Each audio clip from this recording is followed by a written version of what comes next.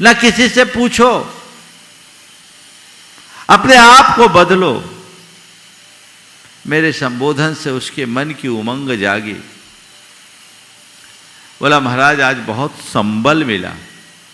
अभी तक मैं बहुतों के पास गया, लोगों ने मुझे ढेर तरह के कर्म कांड बताए, पर आज आपने जैसा मोटिवेशन मुझे दिया, उससे महाराज अब उम्मीद जग गई, बहुत एनर्जी मिल गई। अब मैं करता हूँ। अभी तक तो मैंने छोड़ दिया था कि ऐसा कुछ नहीं करना, और मन में सुसाइड करने तक का मन बन गया था। महाराज आशीर्वाद दो, मैं करूँगा, मतलब पूरी ताकत से कर, और एक सोच के मुझे आईएएस निकालना है, आगे बढ़ेगा। उसने अगला अटेम्प्ट दिया, उसका सिलेक्शन हो गया और कस्टम एक्साइज में भी पदस्थ है। आकर बोला महाराज वाकई में आपने मेरा भाग जगा दिया। मैंने कहा मैंने तेरा कोई भाग नहीं जगाया, मैंने तेरा विश्वास जगाया। तेरे विश्वास ने तेरे भाग को बदल दिया। अपने अंदर विश्वास होना चाहिए। भाग का रोना मत रो। महाराज भाग्य होता नहीं क्या? मैं ये कहाँ कह रहा हूँ भाग्य नहीं होता, भाग्य होता है, पर जो भाग्य को भरोसे बैठा रहता उसका कुछ नहीं होता। प्रयास करो, मेरे भाग्य में क्या है मुझे पता नहीं, पर मुझे क्या करना है इसका मुझे सदैव पता होना चाहिए। मेरे सामने केवल मेरा लक्ष्य होना चाहिए, बाकी चीजें तो आनुषंगिक अपने आप आएगी और घट जाएगी। तो भाग जगता है संयोग से, और भाग जगाया जाता है पुरुषार्थ से। हो सकता है बाई चांस कोई सड़क चलते व्यक्ति को कोई बड़ी निधि मिल जाए, ये उसके भाग्य के जगने का दुख तक है, लेकिन कोई व्यक्ति अपना प्रयास करके जमीन से आसमान को छू ले तो वो व्यक्ति भाग्य जगाने वाला होता है। दुनिया में बहुत सारे लोग हैं जो अत्यंत साधारण से ऊंचाइयों को छूने वाले लोग हैं। एक स्टारबक्स की कहानी आप सबने सुनी होगी, जो होटल में वेटर का काम करता था, आज हजारों करोड़ का कारोबार कर रहा है। सुनते हैं कितने सारे स्टोर्स रेस्टोरेंट्स है उसके। ये उसके भाग्य जागने से हुआ या भाग्य जगाने से? किसी करोड़पति के घर में जन्मना तुम्हारा भाग्य हो सकता है, लेकिन साधारण व्यक्ति के यहां जन्म लेकर के करोड़पति बन जाना तुम्हारे पुरुषार्थ का प्रतिफल है। ये भाग्य जगाना है। अगर तुम अपने जगे हुए भाग्य के भरोसे बैठे रहोगे तो वहीं सिमट के रह जाओगे, लेकिन अपने भाग्य को जगाने का पुरुषार्थ करोगे तो ऊंचाई को छू दोगे। ऊंचाई को छुओ। बहुत से लोग हैं जिनका भाग्य जगता है, लेकिन उनकी करनी से भाग्य फूट जाता है ना? बहुत से कर्म फूटे होते देखते हैं। अच्छे घर में उत्पन्न हुआ, अच्छी सब धन संपन्नता, अच्छी रेपुटेशन, अच्छा संस्कार, सब कुछ, पर ऐसा आलसी व्यक्ति बैठा, संस्कारहीन व्यक्ति, उद्यम शून्य व्यक्ति। कई लोग हैं जिनको बोलते तखत तोड़ने वाले हैं। एक कहावत है, क्या क्या बोले, जिंदगी भर तखत तोड़े, बैठ के खाए, संपत्ति बेचे और ख़त्म किए। यही किए। बहुत हर गांव शहर में दो चार ऐसे नमूने मिलते हैं तखत तोड़ लोगों के, है ना? वो तखत तोड़ कहलाते हैं। अब वो कुछ नहीं है, बस कुछ नहीं किया, वो तो तख्ता तोड़ा और कुछ नहीं किया, अपना जीवन पूरा किया। ऐसे लोगों को बोलते हैं उनका भाग्य फूटा है, कुछ कर नहीं पाए। साधारण स्थिति में जन्म लेकर असाधारण अवस्था को प्राप्त करना भाग्य को जगाना है, और असाधारण स्थिति में जन्म लेकर के अपने आप को नीचे ले आना भाग्य का फूट जाना है। तो भाग्य को जगाइए,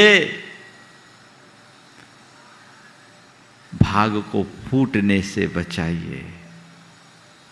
मेरा भाग्य जागे, ये पुरुषार्थ मेरा होना चाहिए।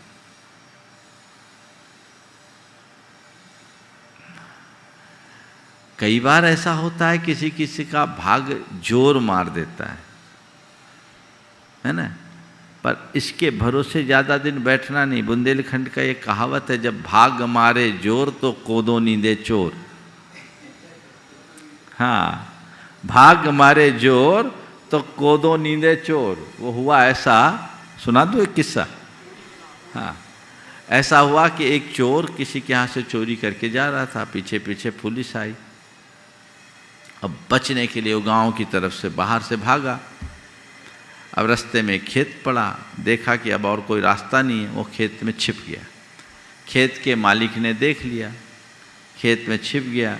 वो बोला भैया मैं तुम्हारे खेत में थोड़ी देर रहूं। बोला भैया ठीक है, तुम मेरे खेत में रहोगे तो मेरे खेत की निंदाई करनी पड़ेगी। खेत कोदो लगा हुआ था, कोदो एक धान होता है चावल जैसा, खेत में कोदो लगी हुई थी। बोला तुम्हें मेरी कोदो की निदाई करनी पड़ेगी। बोले मैं निदाई करता, मैं निदाई करता हूँ।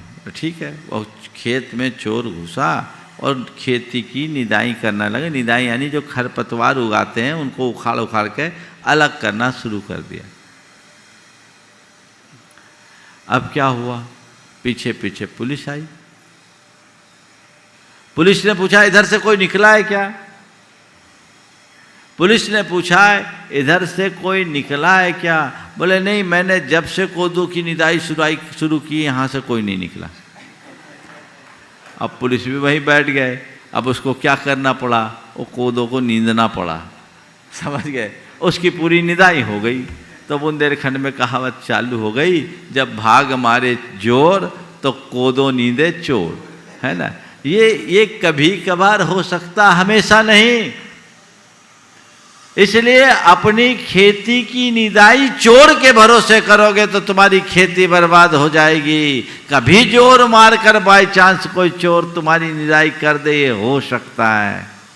पर ये मान करके चलना, अपने जीवन की खेती तुम्हें खुद संभालनी है, कोई दूसरा नहीं संभाल सकता। बाहर की खेती में कोई दूसरा सहायक हो सकता है, पर जीवन की खेती तो खुद के बल पर ही फलीभूत होती है। वो दृष्टि होनी चाहिए। इसलिए मैं कहता हूं भाग्य जगाओ, दृढ़ प्रतिज्ञ हो जाओ। बहुत गहरा वाक्य, आज मुझे लगता आगे के वाक्यों की जरूरत ही नहीं। जब मनुष्य दृढ़ प्रतिज्ञ हो जाता है तब भाग लक्ष्मी उस पर प्रसन्न होकर कृपा करना चाहती है। डिटर्मिनेशन अपने मन में होना चाहिए, ठान लो, जो करना है ठान लो। करना नहीं है, करना ही है ना। कई तरह के लोग होते हैं। एक रेस्टोरेंट में एक मनोवैज्ञानिक अपने कुछ मित्रों के साथ चाय पीने के लिए गया।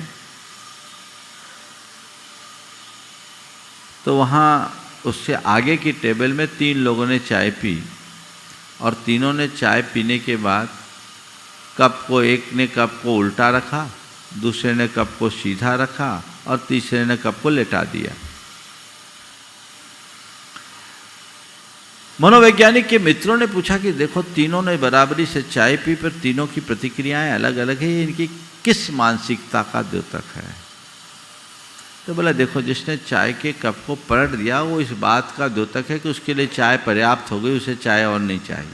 कप को सीधा रखा है, वो ये बता रहा है कि चाय अभी और मिल जाए तो अच्छा है, उसे और चाय चाहिए। और जिसने तीसरा लेटा के रखा, बोलो बीच का है, मिल जाए तो ठीक, ना मिले तो ठीक।